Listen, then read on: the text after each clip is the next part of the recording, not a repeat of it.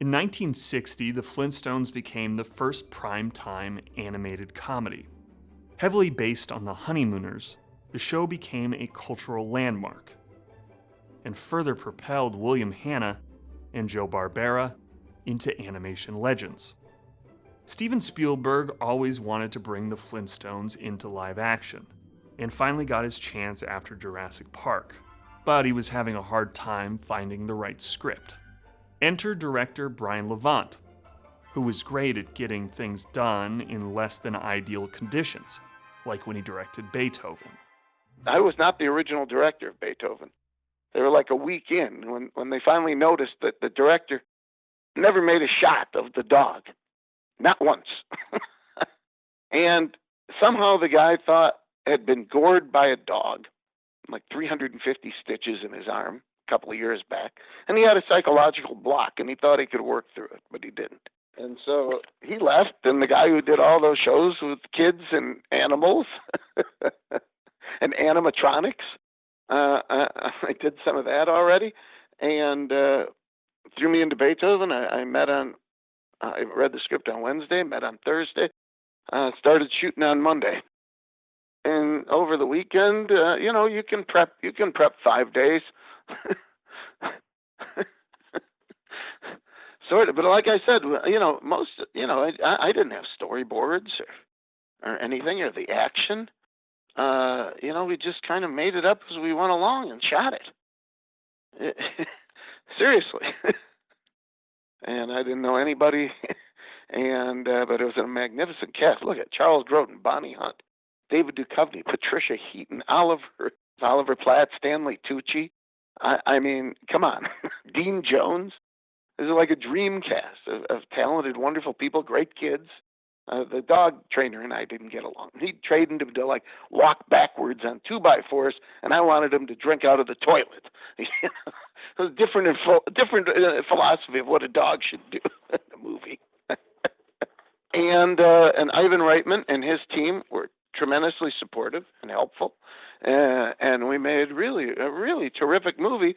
Kemper, John Cassavetes' original DP and stuff.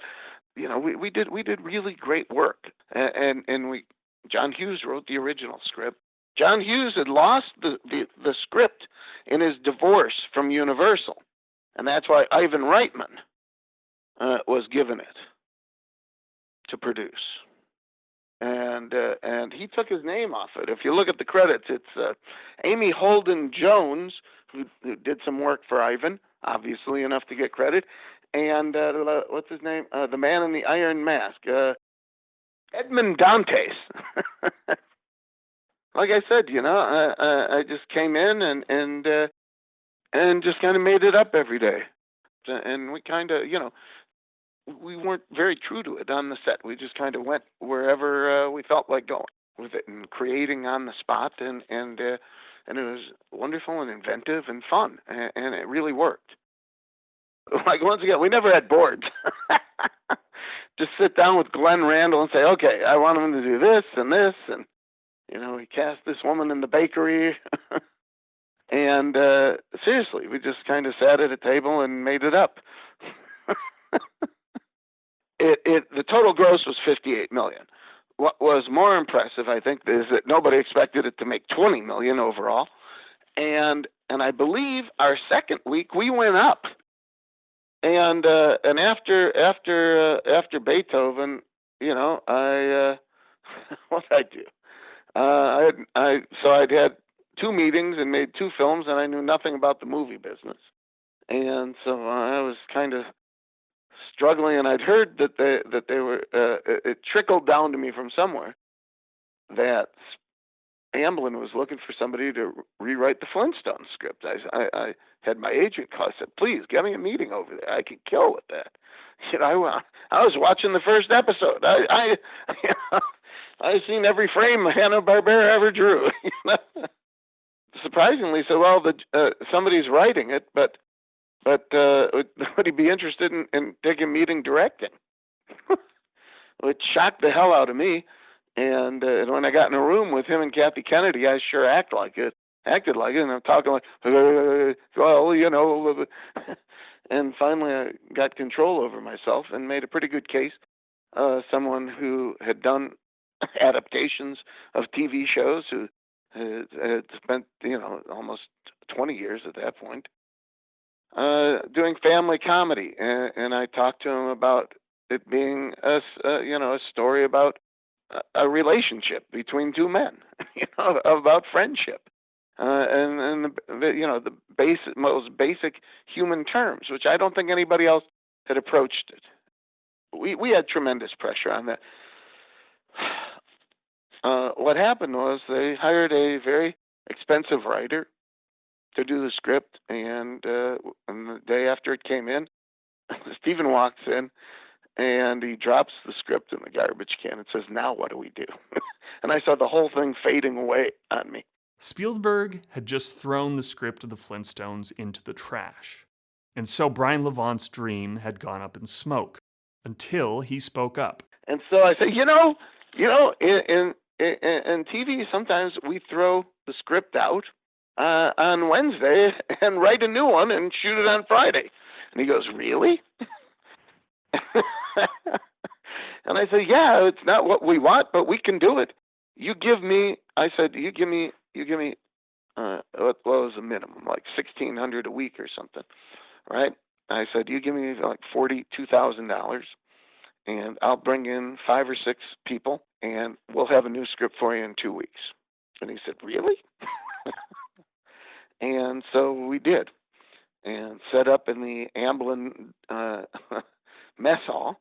I brought in a lot of people that I worked with, some of the best joke writers, some of the smartest writers I knew, and we did it. We put the story together in like 4 or 5 days out of the ruins of what was there, and tried to work in what we thought it should be. And I said things like, "I want to recreate the opening title," which I didn't know how difficult that would be at the time. And that is something we had to figure out in detail before we shot it. The opening and closing titles that we recreated from the movie took about 9 days and I would say about 18% of the budget. Just to do those shots and make them the exact length and everything else. Casey Silver, the president of the studio then, when we turned in the script, he made a lunch with me the next day. And I figured that the lunch would be to say, "Sorry, it's not working out. Goodbye." And instead he said, "This is pretty good. We're going to make this." So, all right. And and kept and the writer, the writer who we replaced with literally a bunch of TV hacks, if you want to, from his point of view, got furious that he was rewritten by a bunch of TV hacks, working not as an individual writer, but working collectively. And he made a big deal with the Guild, and Frank Pearson persecuted us endlessly. And we got a really bad rap as a result. Stephen thought we lost like $20 million because of all the controversy and shedding a poor light on the script. But all I'll point to is this, yes, there ended up being a lot of writers on the Flintstones, but mostly because of all the writers who failed. And some very big names in there failed 6 times before I ever came on board. The project had been kicking around for years at 2 different studios, and nobody could do it. And we did. And we got it made, and no one else did. Once they got the script in order, they found their Fred Flintstone in John Goodman. Stephen always tells the story that he was doing Always, and he's walking to lunch or something and crosses John Goodman, and he looks at John and says, "You should play Fred Flintstone." And he went off and literally bought the rights a half hour later. And now John's side of the story, walking the other way, is, "Say, you should play Fred Flintstone." And John's in his head says, "Yeah, how'd you like a knuckle sandwich?" Barney and Rick Moranis, and the surprise casting of Rosie O'Donnell as Betty Rubble. Casting Rosie as Betty was a little controversial. She'd been in $200 million movies in the past 2 summers before Flintstones. She was really hot. She really was. And Bruce and I met with her, and she knew more about the goddamn Flintstones than I did. And she had that laugh down perfect. And we thought, well, this is a great way to go. Rick Moranis was very upset at first. He really was. He said, if she's supposed to play anybody in this movie, it would be Fred.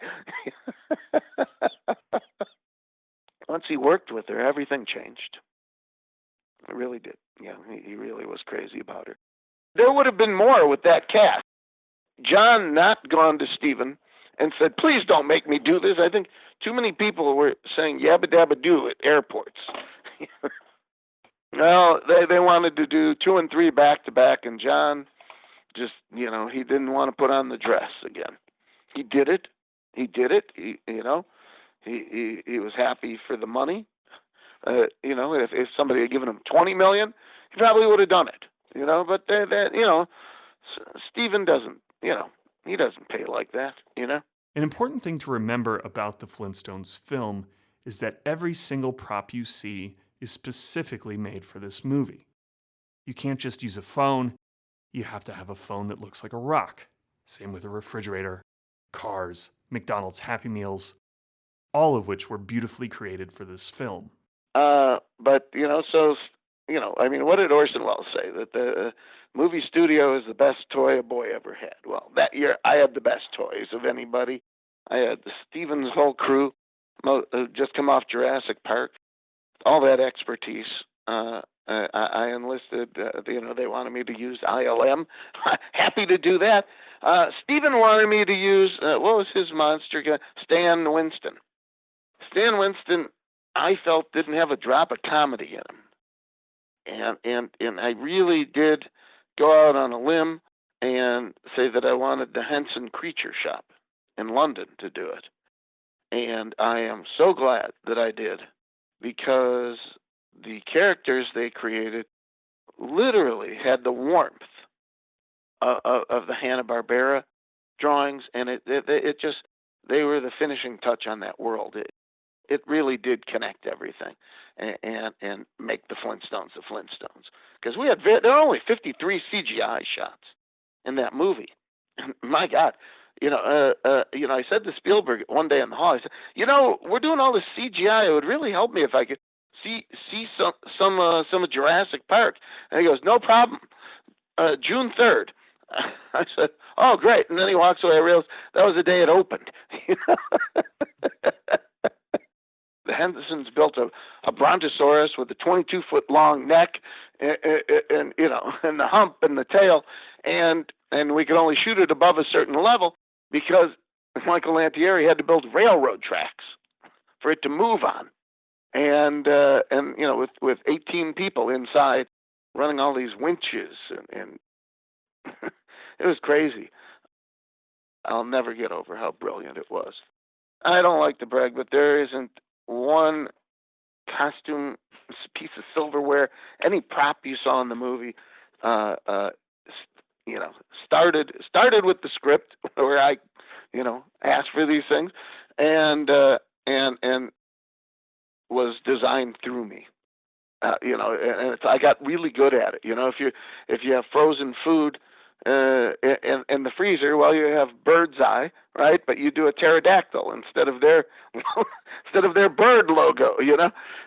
Things like doing the rock puns. It just we got so into it, and it just became, we learned to speak like a different language, seriously, and it just kind of came to us. Russell Bobbitt does all the best Marvel movies as a property master.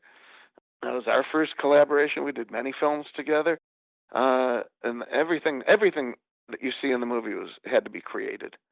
Every single object. There's not one thing we bought, and you wouldn't make the movie the same way today. Probably make the props, maybe some tables and doors, floors, but that's about it. The rest would be CGI'd. Be completely blue screen. But we built their street and Vasquez Rocks. We built in a quarry 5 miles north of Universal Studios. That's where we built. We built Bedrock. We built the Slayton Company. We built, the factory yard. We went to Bronson Caves. So the most amazing thing about Flintstones is, with the exception of two second unit shots, one from a Learjet and one from a helicopter, everything was shot within a 30-mile radius of the intersection of Sunset and Vine. We shot the movie in 55 days. Right?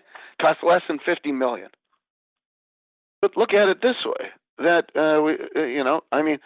your transportation costs were very small, because basically we'd move into a place.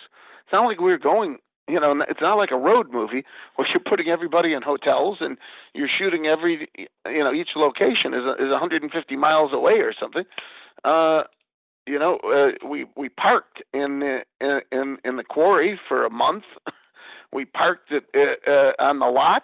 We parked, for a few weeks, and we parked up at Vasquez Rocks for a couple of weeks.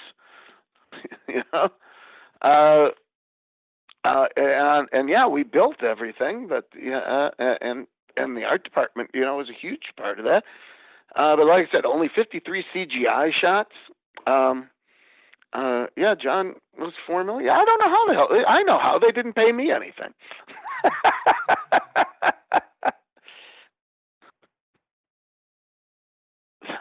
The worst 86 minutes of my life were sitting behind him and waiting for the verdict. Stephen walks in and he says, before he sits down, he looks at me, he goes, "I don't laugh at these things." So, thanks for telling me. But he did laugh. Not overwhelmingly, he laughed, and he certainly did. And then as soon as it ended, he stood up and turned around with a huge smile on his face and said, "Don't change a thing."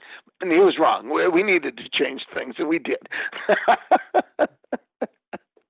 Fortunately, William Hanna and Joe Barbera both lived into their 90s and were able to see their original cartoon come to life.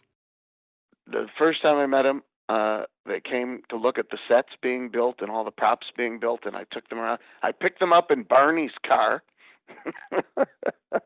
and drove them over to stage 2022, the big stage where we had like 10 stages, and we're building all the houses and stuff. Everything was built out of foam and spray foam and hardener and painted, except the houses on the street were concrete.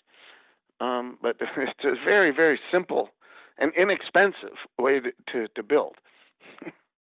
And it's too bad we didn't build more things out of concrete, because they should have. They were stupid. We should have built it on the lot, so it could be moved onto the lot and make a Flintstone street or something.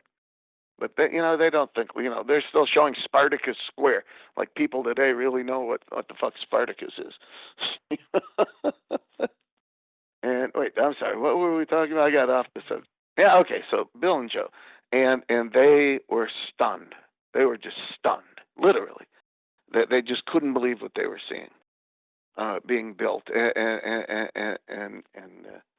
And Bill Hanna, we're looking at the Flintstones house, and we're going in. There's the bathroom with the toilet, and he says, "Where's the toilet paper?" And I turned to Russell Bobbitt, our property manager. I said, "Russell, let's get a roll of birch bark." They came to the set. They were both in the movie briefly. I did spend a lot of time with them, and they were the feeling you have when you're around them. I can only relate to, like being with your grandfather when you're a little boy. They were just delightful. They were what's the word I'm looking for? They had the most satisfying lives of any people I've ever known. They lived to make kids laugh, and they were terribly wealthy, but they did not live like wealthy men whatsoever. They're living in the houses they bought in Sherman Oaks in the early 50s, and they were just joyous. And when I showed them the film along with Hoyt Curtin, who who wrote the song, most of the theme songs for the Hanna-Barbera shows, showed them the movie, even though they were in their mid-90s when it ended. They leapt to their feet and ran to me and embraced me with tears in their eyes. Honest to God, the feeling that leaves you with, you can't imagine. This was the crown jewel in their lives. It really was. It's a thing that made them what they became, and they appreciated it so much, and how faithful we were to it, and that it was the Flintstones brought to life, really.